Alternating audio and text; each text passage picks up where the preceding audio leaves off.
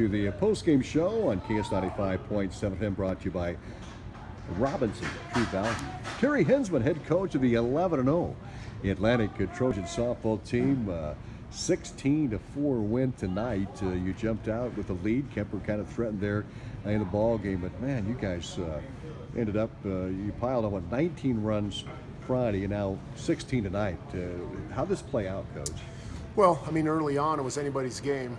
We got some runners on base and trying to be aggressive on the bases, and got a few people thrown out, but that maybe limited some of the runs that we could have scored early on. But you got to credit Kemper for being able to make the plays, and they did a very good job defensively against us.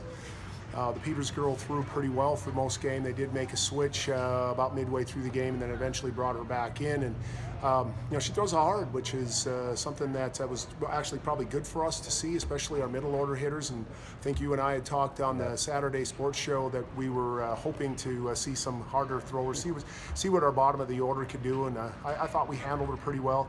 Olivia Engler got a nice hit that drove in runs. Alexis Derby, two 8th graders that got hits, but the big hit was the 3-run homer by Alexis Handel. She also had a double early on, and that's about the only 2 pitches she saw all night long. The bottom line was we put on some big runs late. I think their pitcher's just tired in the heat that we have today, and they just struggled a little bit finding the strike zone, I should say. We did a nice job of being able to stay back on the ball and be disciplined at the plate, and allowed them to get themselves in trouble and took advantage of it. Allie in the circle, Coach, how did she do tonight? Yeah, another fantastic job by Allie. All of her off-speed pitches are working fairly well, although we didn't use as many tonight as what we had. I guess just the familiarity between the two teams. We seem to play them quite a bit, 4 times last year, and already now here we are playing them again this season. But once we get a lead, the biggest thing is minimize innings. They had 2 innings where they had runners on in scoring position with less than 2 outs, and we did give up a couple of runs, but for the most part I was pleased with our defensive effort.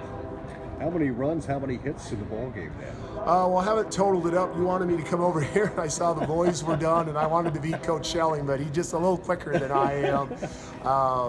So I don't know what all the totals were. We'll have that later on. But hey, tomorrow night, Harlan comes to town. We'll have a broadcast at 95.7 FM. We'll talk about the Cyclones now, Coach. Well, it's a Harlan Atlantic game, so you can throw all the records out the window and everything else, and you know that they're going to come ready to play.